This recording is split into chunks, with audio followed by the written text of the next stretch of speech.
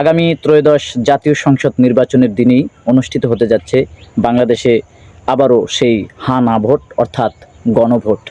বাংলাদেশের ইতিহাসে এবারের হা না ভোট অর্থাৎ গণভোট নিয়ে মোট 4বারের মতো অনুষ্ঠিত হতে যাচ্ছে গণভোট।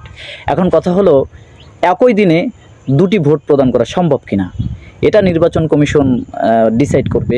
যে যদি একদিনে সম্ভব না হয়, হয়তোবা সময়টা বাড়তেও পারে, সেটা অন্য বিষয়। কিন্তু আমি যে বিষয়ে কথা বলছি সেটা হলো যে আমি আমার জাতীয় নির্বাচনে আমি তো মার্কা দেখব এবং আমার দল অর্থাৎ প্রার্থীকে দেখে চিনে বুঝে শুনে আমি নির্বাচনে ভোট প্রদান করে চলে আসব, আমি আমার সমর্থন জানিয়ে চলে আসব। কিন্তু গণভোটে আমি কিভাবে অংশগ্রহণ করব এবং গণভোটে আমি আমার মত কিভাবে প্রকাশ করব, আমাকে কি কি প্রশ্ন করা হবে, কেন এই প্রশ্নগুলো করা হবে আমার জানতে হবে। অতএব আমরা যারা শিক্ষিত রয়েছি, আমরা যারা বুঝি, আমরা জুলাই যে চার্ট তৈরি হয়েছে, জুলাই সনদের মধ্যে যেই বিষয়বস্তুগুলো উল্লেখ করা হয়েছে সেই বিষয়বস্তুগুলো আমি বুঝি, আমি বুঝে শুনে আমি সেখানে ভোট প্রদান করব। কিন্তু যে বোঝে না, অতএব যে প্রান্তিক একেবারেই গ্রাম অঞ্চলের মানুষ, মা চাচি চাচা চাচি, বিশেষ করে দেখা যায় দাদা দাদি, যাদের মধ্যে একটু শিক্ষা দীক্ষার বিষয়টি কম রয়েছে, তারা কি করে বুঝবে এবং জুলাই সনদের মধ্যে কতগুলি বিষয় উল্লেখ করা হয়েছে, কি কি বিষয় সংস্কার করা হবে, এইসব বিষয় তো তারা জানে না। তাদেরকে মুখস্থ করানোও সম্ভব না, তাদের বোঝানোও সম্ভব না। তাদেরকে আপনি এক কথায় গণভোটে হা না ভোট কেন দেবে, হা ভোট দিবে নাকি না ভোট দিবে, এটা বুঝাবেন কিভাবে? সহজে যদি বোঝানো হয় যে গত যে সরকারটি ছিল স্বৈরাচার সরকার, তারা যে দীর্ঘদিন যাবৎ সরকারি ক্ষমতায় অর্থাৎ দেশের রাষ্ট্রীয় ক্ষমতায় ছিল, এরকম কোনো সরকারকে দ্বিতীয়বার আর বেশি দিন অর্থাৎ 2বারের বেশি অর্থাৎ 10 বছরের বেশি ক্ষমতায় রাখা যাবে না।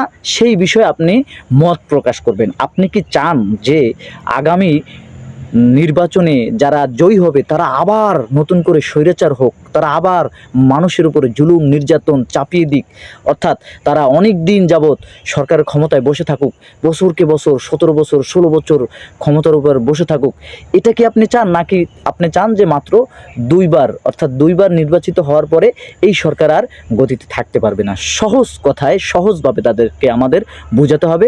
তখন সে অবশ্যই চাইবে না যে নতুন সরকার এসে আবার ক্ষমতায় বসে থেকে জনগণের উপরে চেপে বসুক, জনগণের অধিকারগুলো হরণ করুক। তখন সে অবশ্যই গণভোটে হা ভোট দেবে। আমি যদি না ভোট প্রদান করি, আমার কাঁধে চড়ে বসে আছে দেখেন, হ্যাঁ, ওবায়দুল কাদের।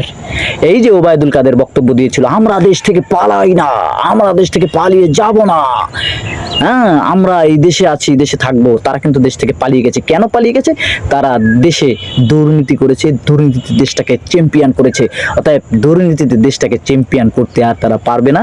এই ধরনের ওবায়দুল কাদের, এই যে আমার কাঁধে বসে আছে, এই ধরনের ওবায়দুল কাদের আর ক্ষমতায় আসতে পারবে না, আর দেশে নৈরাজ্যের সৃষ্টি করতে পারবে না। আপনি আপনার অধিকার ফিরে পাবেন, আপনি আপনার মৌলিক চাহিদাগুলো ফিরে পাবেন। অতএব আপনাকে আগামী নির্বাচনের দিন গণভোটে হ্যাঁ ভোট প্রদান করতে হবে। যদি কোনোভাবে আপনি না ভোট প্রদান করেন, তাহলে কিন্তু এই ওবায়দুল কাদেরের মতো আবার অনেক ওবায়দুল কাদের বাংলাদেশে জন্ম হবে এবং আপনার অধিকারগুলো হরণ করা হবে, আপনাকে আবার নির্যাতন করা হবে, আপনাকে আবার আয়নাঘরে বন্দী করা হবে। অতএব গণভোটে হ্যাঁ ভোট প্রদান করে আগামী নির্বাচনে আপনি আপনার বাংলাদেশকে বিনির্মাণ করুন।